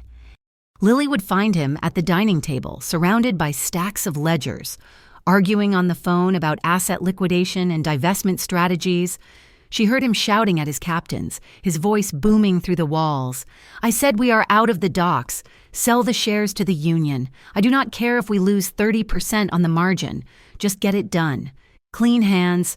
Marco, I want clean hands. He was exhausted. She could see it in the gray circles under his eyes, in the way he rubbed his temples when he thought she wasn't looking. He was fighting a war on 2 fronts, holding off the Morettis with one hand while trying to dismantle his own empire with the other. He was laundering his life, scrubbing the blood out of the money, trying to build a foundation that wouldn't crumble under the weight of his past. He was keeping his promise. One rainy Tuesday night, Lily came home from a shift, still escorted by guards, but fewer of them now, to find the apartment quiet. The lawyers were gone. The lights were dimmed. She walked down the hallway to Dom's bedroom. The door was ajar. She had never been in his room while he was there. It felt like crossing a threshold. She pushed the door open gently. Dom was sitting on the edge of the massive bed. He was still wearing his dress shirt, but the top buttons were undone and his sleeves were rolled up. His head was in his hands, his fingers tangled in his dark hair. He looked utterly defeated by exhaustion. On the nightstand, gleaming under the lamp, was his gun. Lily stared at the weapon. It was the symbol of everything that stood between them. She walked into the room. Her footsteps were soft on the carpet. Dom didn't look up, too lost in his own mind. Lily reached the nightstand. She picked up the gun. It was heavy, cold, and terrifying. Dom's head snapped up. His reflexes kicked in, his body tense. But when he saw it was her, he froze. He watched her, his dark eyes wide and wary. Lily didn't say a word. She opened the drawer of the nightstand. She placed the gun inside, the metal clinking softly against the wood. Then she slid the drawer shut. She turned to Dom. She sat down next to him on the edge of the mattress. She didn't look at him. She just reached out and took his hand. His hand was large, rough, and trembling slightly. She interlaced her fingers with his, squeezing tight. You look tired, she whispered. Dom let out a long, shuddering breath, leaning his shoulder against hers. I am tired. Lily, I am trying to untie a knot that has been pulled tight for 50 years. I see you, she said. I see what you are doing. Dom turned his hand so he was gripping hers, his thumb rubbing over her knuckles. I don't know if I can do it fast enough. The Morettis, they are losing patience. We will figure it out, she said. It was the first time she had said we in weeks. Dom turned his head to look at her. The lamp cast shadows across his face, highlighting the sharp angles of his jaw and the depth of his eyes. Can I ask you something? Yes. Why did you come in here? Lily looked down at their joined hands. Because I missed you. And because I realized something. I told you I was afraid of losing control. I told you I was afraid of chaos. She paused, taking a shaky breath. But it is not just the danger outside. It is the intimacy. I'm terrified of letting someone see me, really see me, if I give myself to you, and it goes wrong. I don't think I will ever recover. That is why I waited. Not because I am a saint, but because I am scared. Dom listened, his expression softening into profound sadness. You think you are the only one who is scared? Lily looked up, surprised. You? Dominic Caruso? Scared of sex? Not the act, Dom said, a bitter smile touching his lips. The act is easy. The act is mechanical. I have been with women. Lily, plenty of them. But I have never... He hesitated, struggling to find the words. I have never gone to bed with a woman while I was truly sober. Not in my head. I always keep a part of myself locked away. I keep the gun on the nightstand. I keep the exit strategy in my mind. He turned his body toward her, his other hand coming up to cup her cheek. The idea of being with you, he whispered, of being open, of not having any walls. It terrifies me more than Sal Moretti ever could, because if I mess it up, if I hurt you, I will destroy the only good thing I have ever known. The honesty hung between them, stripping away the last of their defenses. They were just two people, sitting on a bed, terrified of being loved. Lily leaned into his hand. Then we can be scared together. Dom made a low sound in his throat and leaned in. Their lips met. It was slow. It was deep. It tasted of exhaustion and hope. Dom shifted, turning his body so he was facing her fully. He didn't push her down. He didn't loom over her. He simply held her face, kissing her with a reverence that made her heart race. Lily turned in his arms, her hands sliding up his chest. She felt the beat of his heart through his shirt. It was pounding, just as fast as hers. They lay back on the bed, side by side, facing each other. Dom's hand moved to her shoulder, tracing the line of her collarbone through her shirt. He was careful, so incredibly careful, as if she were made of spun glass. Is this okay? He whispered against her lips. Yes, she breathed.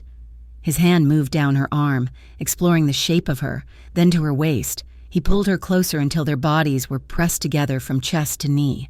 Lily let out a soft sigh, her leg sliding over his hip. The friction was electric. Dom groaned, burying his face in her neck, inhaling her scent.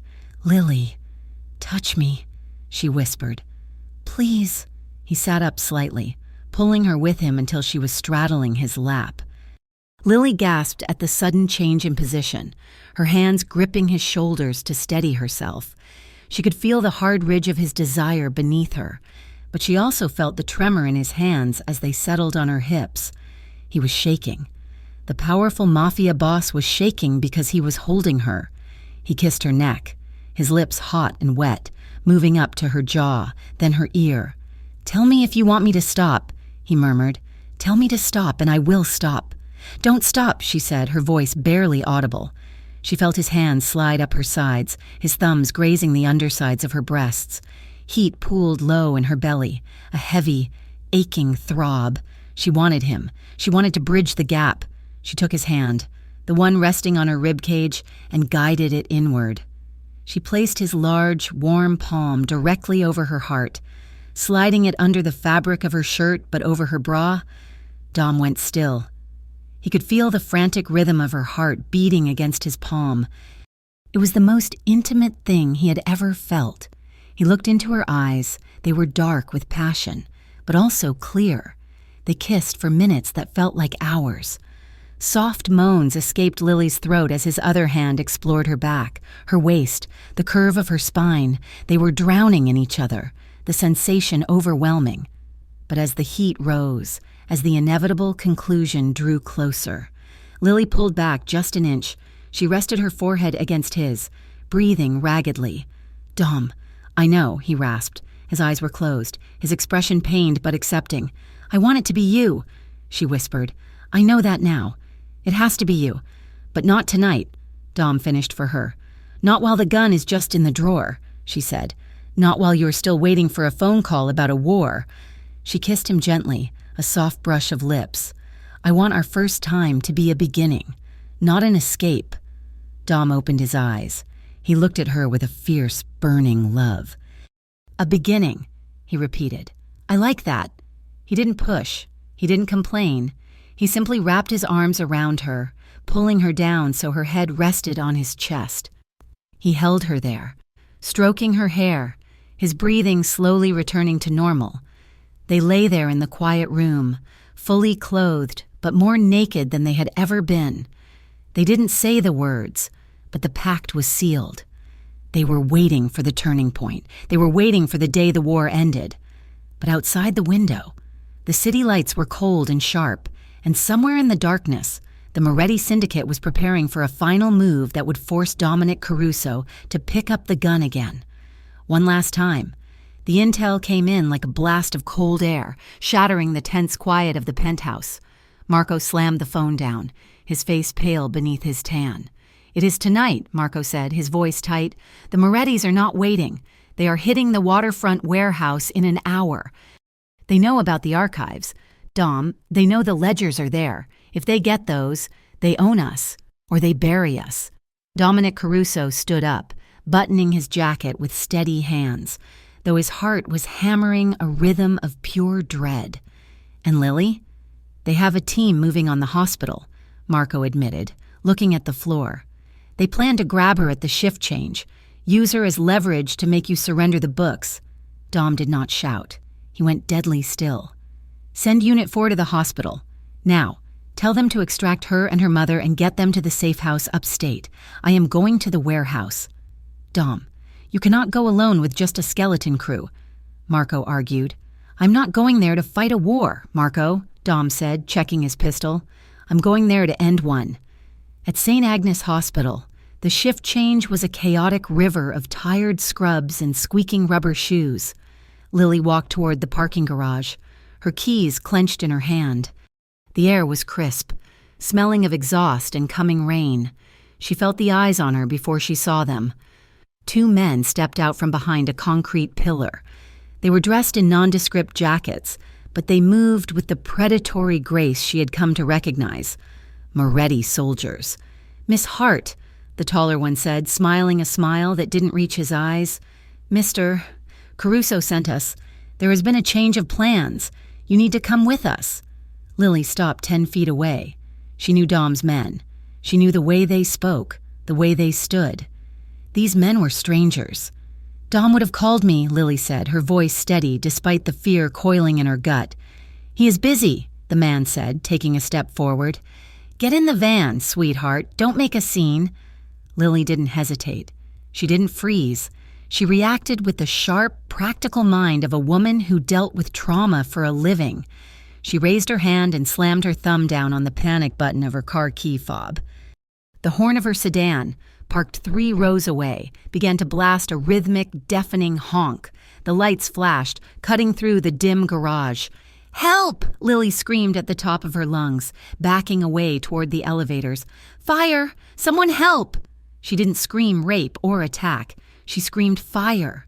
She knew people ignored fights, but they ran to watch fires. The sudden noise and the piercing screams startled the men.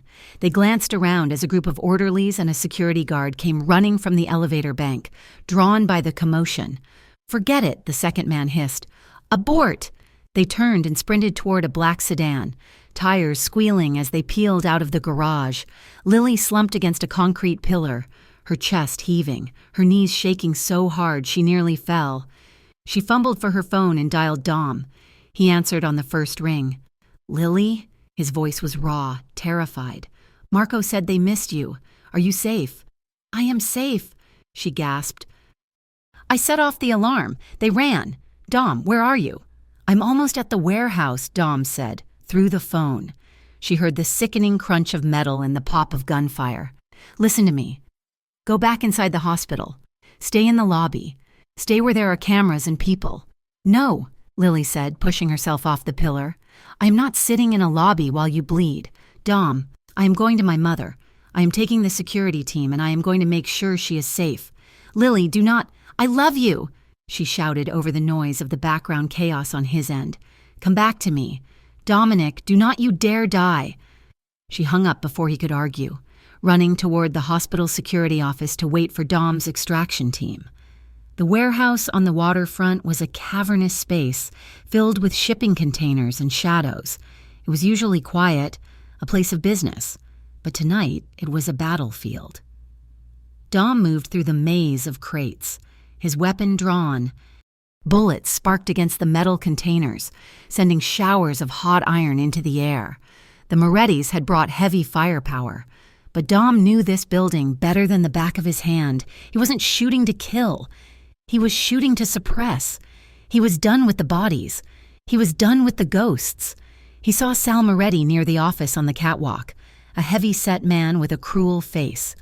Holding a submachine gun, Sal was trying to get to the safe where the ledgers were kept.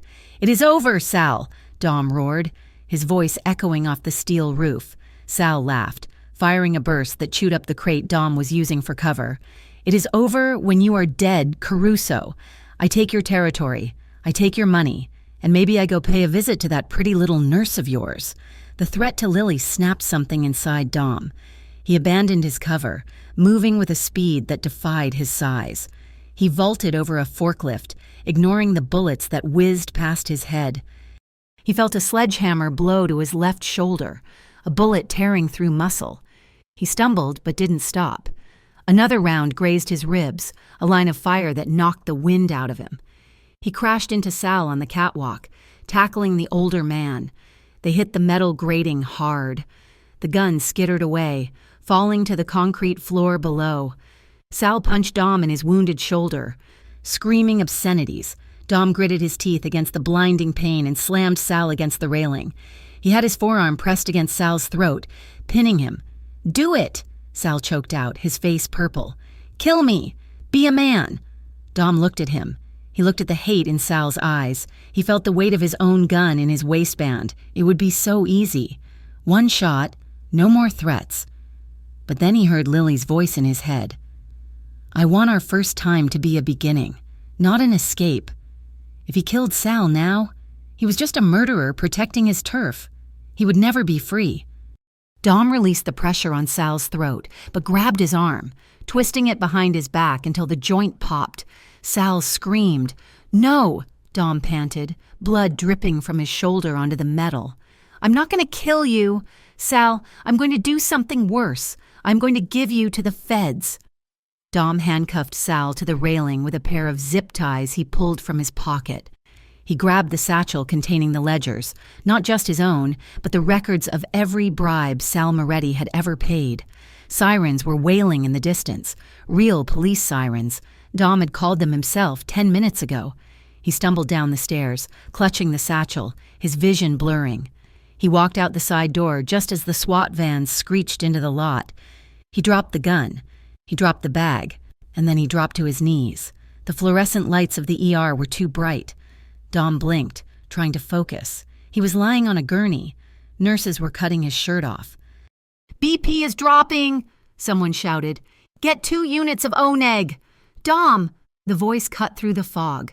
Dom turned his head. Lily was there. She was wearing her scrubs, but they were stained with someone else's blood, maybe his. Her face was pale, her eyes wide with terror. "Hey!" he croaked. He tried to reach for her, but his arm was heavy. Lily grabbed his hand, squeezing it so hard her knuckles turned white. "You idiot! You absolute idiot!" "I did it," he whispered, fighting to stay conscious. "Sal is for the police. The books. I gave them everything. The Morettis. My operation. Everything." Lily froze. She looked at the police officer standing by the door of the trauma bay. She looked back at Dom. "You turned yourself in," she whispered. "Cooperation," Dom wheezed, a faint smile touching his lips. "Immunity for the soldiers. Prison for me. Maybe a deal. I promised you. Lils.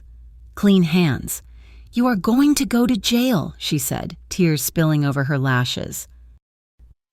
"Better a cell than a coffin," Dom said. His eyes started to close. "Better a future with you." Lily leaned down, pressing her forehead against his sweaty temple. "Stay with me, Dominic. Just stay with me." The months that followed were a blur of courtrooms, suits, and flashing cameras. It was the trial of the decade. Dominic Caruso, the king of Ravenshore, testifying against the Moretti syndicate. He dismantled the criminal underworld of the city, piece by piece, speaking into a microphone with the same calm authority he had once used to order hits.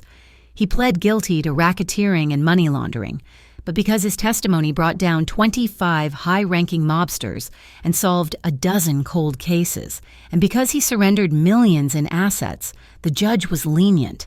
Time served during the trial. 5 years of strict probation. Complete asset forfeiture of all criminal holdings. Dom walked out of the courthouse on a Tuesday in November. He had lost his penthouse. He had lost his millions. He had lost the fear that used to make people scatter when he walked down the street. But he saw a woman standing by a modest sedan at the bottom of the steps. She was wearing a wool coat and a smile that warmed the chill in the air. The press shouted questions, but Dom ignored them. He walked straight to Lily. She opened the driver's door. "Ready to go home?" she asked. "Yeah," Dom said, getting into the passenger seat of her 10-year-old car. "I am ready." 6 months later, the apartment was small. It was a 4th-floor walk-up in a quiet suburb, miles away from the docks and the shadows of Ravenshore. The paint was peeling slightly in the hallway, and the radiator clanked, but it smelled of basil and garlic. Dom stood at the stove, stirring a pot of marinara sauce. He wore a simple gray t-shirt and jeans. He looked younger. The tension that had lived in his shoulders for 14 years was gone. He ran a small construction crew now. It was hard work, honest work. He came home with sawdust in his hair and calluses on his hands, but no blood. The front door opened. Lily walked in, kicking off her nursing shoes. She looked tired but happy. "Something smells amazing," she said, dropping her bag on the counter. "Grandma's recipe," Dom said, turning to smile at her. They ate at the small kitchen table, their knees touching. They talked about her patients. They talked about the leaky roof Dom was fixing for a client. They laughed about the neighbor's dog. It was mundane. It was boring. It was paradise. After dinner, the mood shifted. The laughter died down, replaced by a warm, heavy silence. Lily stood up and walked around the table. She took Dom's hand. "Come with me," she said softly. Dom stood, following her. She led him to the bedroom. It was simple. A bed with a white duvet, a lamp casting a golden glow, a window looking out over a quiet street. There was no gun on the nightstand. There were no guards outside the door. Lily turned to face him. She reached up and unbuttoned his shirt, her fingers steady and sure. "I am ready," she whispered. She looked him in the eye, her gaze clear and filled with love. "Truly ready. I want to share this with you. Not because I am scared, not because I need protection, but because I love you." Dom's eyes shone with unshed tears. He raised his hand, cupping her cheek with a reverence that made her breath hitch. "I love you," he murmured. "I cherish you. Lily." He kissed her. It was slow, a worshipful exploration. He helped her undress, his hands treating her body like a holy place. Every touch was a question, and every response from her was a welcoming answer. When they finally lay together, skin against skin, the scars on Dom's body stood in stark contrast to Lily's softness, but she kissed the jagged line on his shoulder where the bullet had hit him. She kissed the tattoo on his chest. "You are here," she whispered. "I am yours," he answered. The darkness of the room was not frightening. It was a blanket, and as they moved together, the act was not a taking, but a giving. It was passionate, clumsy, beautiful, and healing. It was the final shedding of the past. two broken halves becoming a whole in the safety of a locked door and an honest life. The sun the next morning was bright and unforgiving, spilling across the white sheets. Lily woke first. She propped herself up on one elbow, looking down at Dom. He was asleep, his face relaxed in a way she had rarely seen. His arm was thrown over his eyes to block the light. She reached out, tracing the faint white scar on his ribs with her index finger. Dom stirred. He lowered his arm, squinting up at her. A slow, lazy smile spread across his face. "Good morning," he rasped, his voice thick with sleep. "Good morning." Lily smiled back, her hair messy and wild. Dom reached up, catching her hand and kissing her palm. "Any regrets?" "None," Lily said immediately. She rested her head on his chest, listening to the steady beat of his heart. "So, Mr. Caruso, what is the plan for today?" "Well," Dom said, wrapping his arm around her, "I was thinking we fix that sink in the bathroom. Then maybe we go for a walk, and then we figure out the rest of our lives." "I like that plan," Lily said. "Maybe a house one day, with a yard, for the cat, and maybe a swing set," Dom added softly. Lily looked up at him, her eyes misting. "Maybe—" Dom pulled her down for a kiss, sealing the promise. They lay there in the sunlight, a former mafia boss and a nurse, knowing that the world outside was still complicated. But in this room, they had built something that no weapon could touch. They had built a home. Thank you so much for listening to the final part of Dom and Lily's story. It has been a journey from the shadows of the underworld to the light of a new beginning, and I hope you enjoyed every moment of it. I would love to hear from you. Please leave a comment down below letting me know where you are listening from and what you thought of the ending. Did Dom's redemption satisfy you? If you enjoyed this story, please make sure to subscribe to Mafia Romance Stories for more emotional, thrilling, and romantic tales. Don't forget to like the video and share your thoughts in English in the comments section. See you in the next story.